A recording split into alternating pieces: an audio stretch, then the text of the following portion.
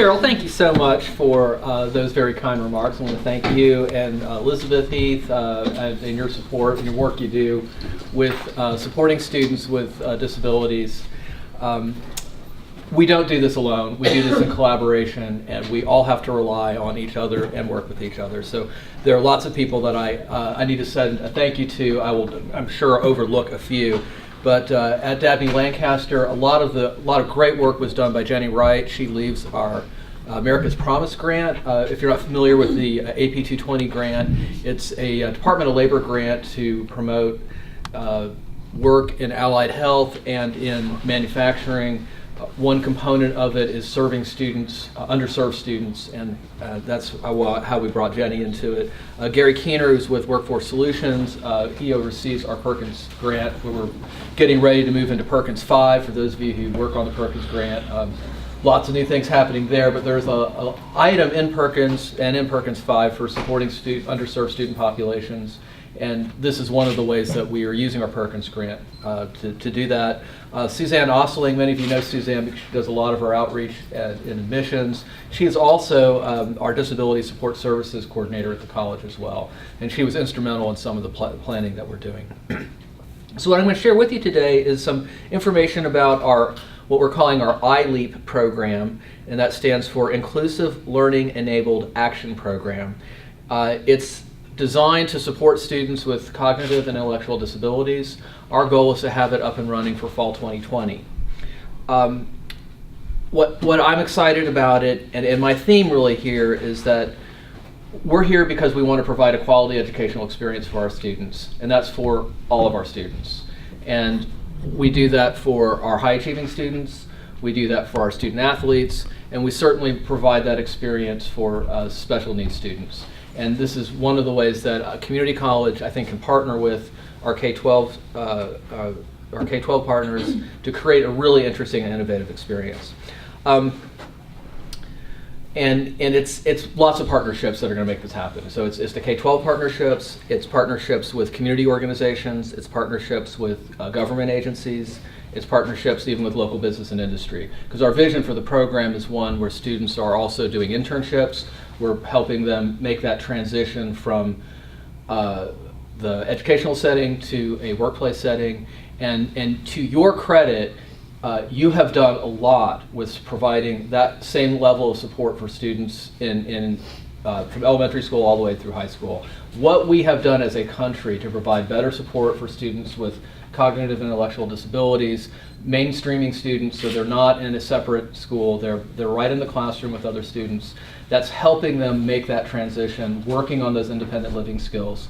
What I'm envisioning is a program that can take students who've been in a structured setting of a high school, who are not quite ready to move out and live independently on their own, to have that opportunity for a couple more years of work on life skills, work living in the less than structured environment of a college campus, but still has structure to it. So they'll have classes to go to, they'll have support structures in place to help them, but they're going to be on their own more than they would be in a high school setting.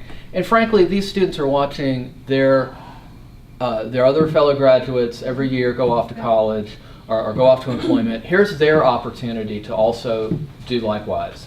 And it allows them to join their other fellow graduates, go to college, have that experience of working more independently, but still has those support networks in place.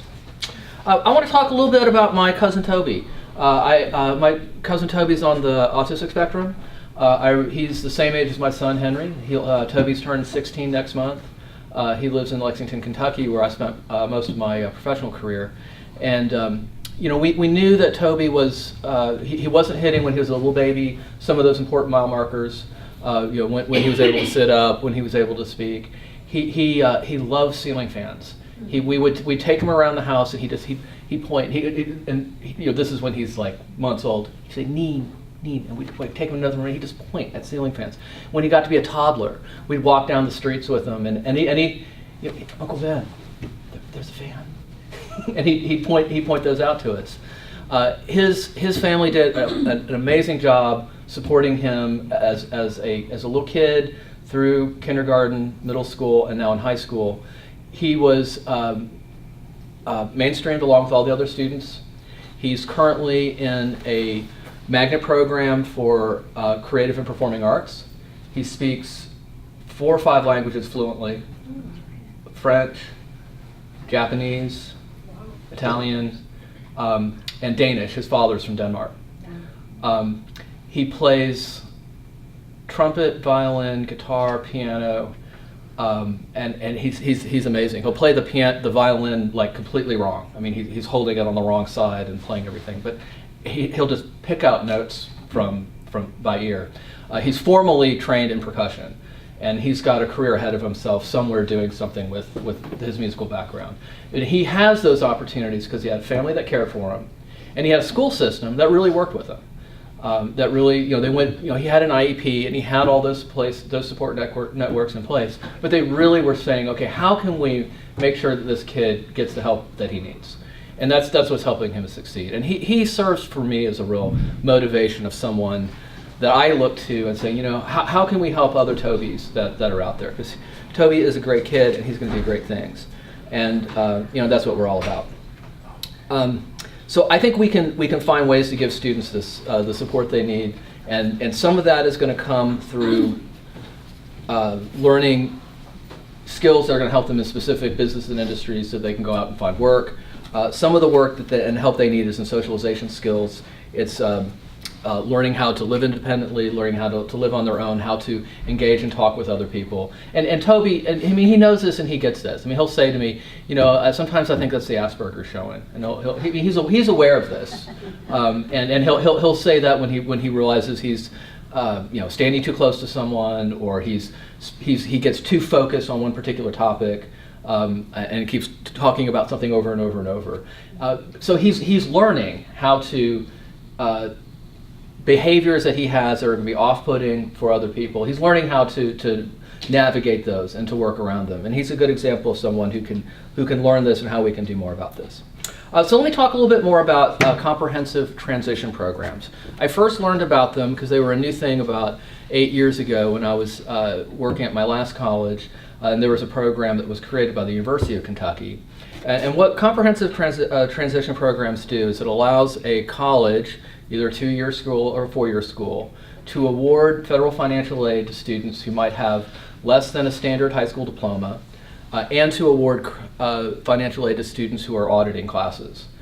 So from our standpoint, what it's going to allow us to do is create a program that will be able to enroll students who we otherwise who could not pay for school otherwise. And we can also find opportunities for them to participate in classes where they may not have all of the skills to do a full program, but they do have the skills to learn and benefit from being in that class. There are for sure students on the autistic spectrum who can make their way with the support structures we have through our credit programs, and we will push those students to do that. There's another population who may not have all of those skills in place. They could have brain trauma injuries that are going to prevent them from doing certain kinds of work in a classroom. It could be Down syndrome. It could be other kinds of impairments that it's just not going to be realistic that they're going to get their way through some of the more demanding math, science courses that are part of our curriculum. But we think we can provide them. I know we can provide them with experiences that are going to be real and they're going to be meaningful and that are going to help them with that transition from a high school setting to a college setting to a work setting, where they can practice and put in place good, useful skills for communicating with other people, as well as pick up some vocational skills too. So I think of a student who might come through our IT program. Maybe they're not able to do all of the coursework in it, but they could find themselves in a place where they can help lay down Ethernet cable, help with a business, provide certain kinds of support with their IT infrastructure. I think about a student who might not have all of those skills they could get through our forestry technology program, but there are jobs available in state parks or jobs available in other kinds of support areas where they can use some of those skills that they could learn in the classroom, out in the field, in our lab settings, but also develop those social skills. I came from that experience in Kentucky, and I saw that program really work in a meaningful way. It was very rewarding to see students walk across the stage after spending 2 years in that program, and this huge smiles on their faces that they were able to go to college, they were able to graduate, that it was so meaningful to them and so meaningful to their family. One of the components of this program is those intrinsic values. It's giving students an opportunity to really show that they can be meaningful, contributing members of our society, and that we're giving them opportunities to demonstrate that. So that's a piece that's great. The other piece is really providing them with those opportunities to come into a classroom with other college students, show that they can interact meaningfully. That's an important piece. And another piece is internship opportunities. So that's very much built into the program that we're designing, is one where the students will get placed with local businesses, have that opportunity to continue work skills, go out and find internships, and so then they can transition from a college setting to a workplace setting. I brought this idea to some of my colleagues about, it's been a little over a year ago. We got together a really good group of local partners. We brought them on campus for a summit late last summer, and it had representatives from Alleghany County Public Schools. We had our other school districts represented, Bath, Botetourt, Rockbridge County. Groups like Rivermont was present also. They're going to be a partner in this. Alleghany Highlands Community Services Board, Rockbridge Area Community Services Board, ARC of Rockbridge, Career Support Services, Goodwill Industries of the Valley, Salvation Army. We have DARS on board. Our TRIO programs, we had them present. A number of other groups, Coffee House of Rockbridge, you may be familiar with. And every time I bring this idea out, I hear, I get great support. I get great input from the groups that I'm talking to, and I see a real need for this. So that was very it was helpful for us to see, yes, there's interest that's out there for this, and two, here are some ideas that you need to keep in mind as you put this program forward. Another really important resource for us has been a national organization called Think College. They're an NPO based out of Boston. Their mission. Developing, expanding, and improving inclusive higher education options for people with intellectual disabilities. And they've got a great support network. They've really put in place all of the pieces we need to have in order to apply to the Department of Education to get status as a comprehensive training program. We were on several telephone calls with them. So they've been a great resource also. Where we are in the process right now is we have a writer who's working with us to put together our application, which right now is in a draft form. It's going to go back to an advisory board comprised of the members that we had on our campus for our summit and other staff at the college. And our hope is to have that out to the Department of Higher Education here within the next month to start that piece of the approval moving forward. The other piece of it is creating a career studies certificate, which is a entry-level certificate in the Virginia Community College system. I've got the pieces for that already in place. I'm in conversations with my colleagues in the VCCS about how to move that forward. It will go to the Dabney Lancaster Curriculum and Instruction Committee in the fall with approval by the local board later in the fall. So all these pieces are really starting to come together nicely. So let's talk a little bit more about the curriculum itself. It's what we have envisioned is about 29 credits of coursework, which would be done over 2 years, with students doing about 2 classes each semester plus internships, particularly during the summer. The idea is that they will have at least 2 classes per semester on campus. That number is based off of experience with similar programs. A typical college student's doing 12 to 15 credit hours a semester. We're cutting that in half to make sure that the students have time to devote themselves to the studies and realizing they're going to need extra support to get through some of the classes that they'll be enrolled in. The courses are over in a number of different areas. Some of the credit is just in core academic skills. So they're going to do a course like English 100, which is basic occupational communication, learning how to write resumes, learning how to do memos, a writing course. It is not level of the English 111 that many of you may know that's taught as dual enrollment here in the high schools. But we believe that's a course that we can get students through where they can work on basic writing skills and communication skills, which for sure they need. A course like Math 130, Fundamentals of Reasoning, that's a course that we use for some of our students in degree programs who don't need to have the more demanding math required for those students who are going on to do calculus or courses or the pre-calculus curriculum. So when you think of like the math in the 154, 155 sequence or the 162, 163 sequence, this is a math that's much more focused on understanding how mathematics is used in different academic disciplines and more really how we use math in everyday situations. So they do work in spreadsheets, they do work in some light statistics and things like that. We will have a number of courses in career readiness. So all of you are probably familiar with the Introduction to College class or our College Success Skills course. That's SDV 100. We'll definitely put students through that. There are several other courses in the SDV sequence that we have not actively taught at Dabney Lancaster that we'll be introducing.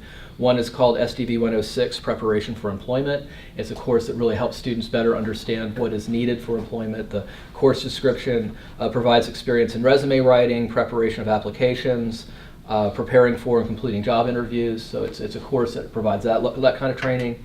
There's another course called SDV 107, Career Education, which really, the description reads, surveys career options available to the students, stresses career development and understanding of self in the world of work. That's a course that helps students understand what different job opportunities are available to them. So we look at building those courses into the sequence. And then the other component is another component will be internships, so that students will then with the guidance and support of an ILEAP coordinator, will be placed in a work setting, but will have support as they go into that work setting, have someone talking to them and engaging them about what is working, what is not working for them in their work setting. And then lastly, we want students to experience some of the courses that are core to our technical programs. These would be the core introductory class to something like IT or forestry, or business. So that might be an introduction to business class, a course like dendrology, introduction to identification of trees, a course like ITE 115 or maybe ITE 110, which are courses that are introductions to computers, introduction to networking. Some of these courses students may be taking for credit. Some of these courses, like the dendrology is a good example. It's a very demanding course. Our foresters, they struggle because they've got to memorize. I was out in the field with these guys and gals, and they're looking at, they've got to memorize all the names of all these different kinds of trees, to be able to identify them by the seed, by the bark, by the, it's a lot of memorization work that goes into that. The students in ILEAP may end up auditing these classes. We may end up using them as support for the instructors in the class as well, which as I talk to my faculty about this program, that is interesting to them as well, that they would have a student in the classroom who would be both learning the content, but also providing, serving as sort of a mentor to the other students in the class. Other components, well, one thing we're looking at doing is hiring a part-time ILEAP coordinator who would teach the SDV classes, provide the oversight to the internships, and also work with a peer mentor program, which is another component of this. We have, service is very important to our college. In fact, we just finished a new round of general education competencies that we've approved statewide, and we've been working locally at identifying student learning outcomes associated with our new general education competencies. And one of them is a competency about civic engagement. Another is a competency about professional readiness. And both of those speak to things like community service. And we have service requirements that are part of our Dabney Promise program. All of our Dabney scholars have a service requirement. We have a very active Phi Theta Kappa group on campus. They also have a community service obligation. Our student senators have a community service requirement as well.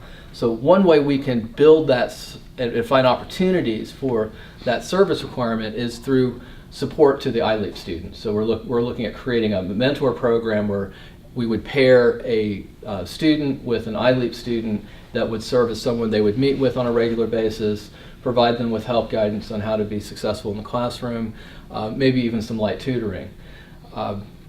Of course, all of our ILEAP students would have access to all of the other support structures we have in place at the college. I mentioned TRIO. We have a Student Support Services TRIO grant that provides help for tutoring and needs like that. We have tutoring also available with our library. We have a writing center. So all those student support services are there.